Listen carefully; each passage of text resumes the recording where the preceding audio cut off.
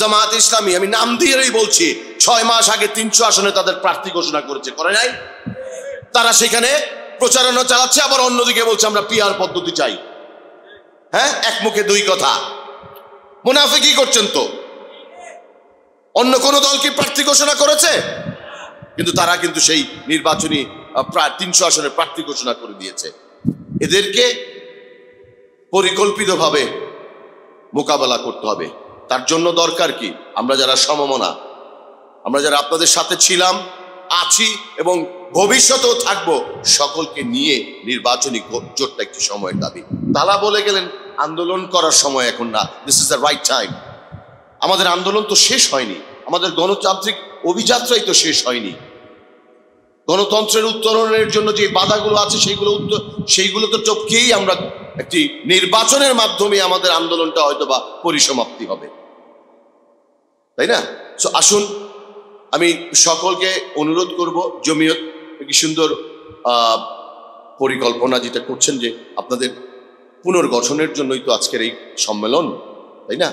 দলটাকে পুনর্গঠন করেন, আপনাদের ইমানি শক্তিটাকে দৃঢ় করেন। আমি অচিরেই দেখতে পাচ্ছি হয়তো আমাদেরকে আবারও গণতন্ত্র রক্ষার উদ্ধারের জন্য, গণতন্ত্রটাকে হত্যা করাই হয়েছিল, সেই উদ্ধারের জন্য আমাদেরকে রাজপথেই নামতে হবে, রাজপথই এর মাধ্যমে ফয়সালা করতে হবে। কিন্তু একটি কথা মনে রাখতে হবে, যে যা হলো যে এই ফেব্রুয়ারির নির্বাচনটা কিন্তু আমাদেরকে রাজপথে থেকে আদায় করে নিতে হবে। বাংলাদেশে যদি ফেব্রুয়ারি মাসে নির্বাচন না হয়, আপনার আমার কি অবস্থা হবে সেটা কল্পনাও করতে পারবেন না। এই দেশটাকে অস্থিতিশীল করার জন্য প্রতিবেশী ভারতের চক্রান্ত সব সময় ছিল, আরো তীব্র হয়েছে। ওই মির্জা ফখরুল ইসলাম আলমগীর সাহেব, বিএনপির মহাসচিবও বলেছেন, এস আলম 2500 কোটি টাকা দিয়েছে বাংলাদেশকে অস্থিতিশীল করার জন্য। অনেক টাকা, তাই না? এবং আমরা প্রায়ই শুনি টার্গেট কিলিং, একে হত্যার উদ্দেশ্যে হামলা করা হয়েছে, তাকে বিভিন্ন, কিছুদিন আগে ববি হাজ্জাজকে বোমা মেরে হত্যা করার জন্য হামলা করা হয়েছে, জাকপার সভাপতি খন্দকার লুৎফুর রহমানের উপরেই হামলা করা হয়েছে। ভিপি নূরের ব্যাপারটা আমি ওইভাবে না দেখলেও তার উপরও হামলা তো করা হয়েছে, এবং সেটার প্রকৃত তদন্ত এখন পর্যন্ত করা হয়নি। সেই তদন্তটা আমরা দাবি করছি। আমরা দেখেছি প্রকাশ্যে কারা তার উপরে হামলা করেছে, সেই তদন্ত দাবি করছি।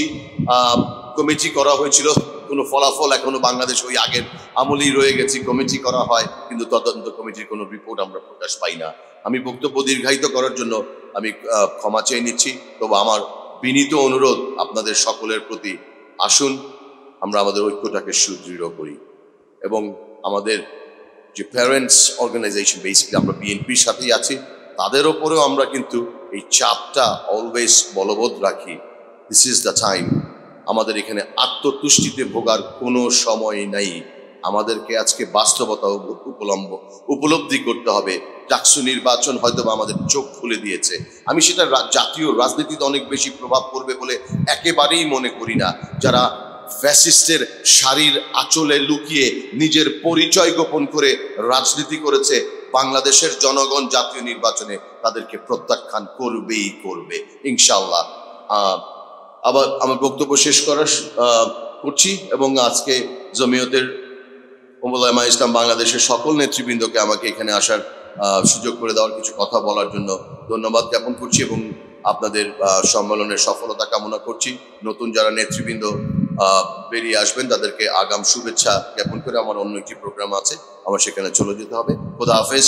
বাংলাদেশ জিন্দাবাদ, বাংলাদেশ জাতীয় দল জিন্দাবাদ, 12 দলীয় ঐক্য জিন্দাবাদ।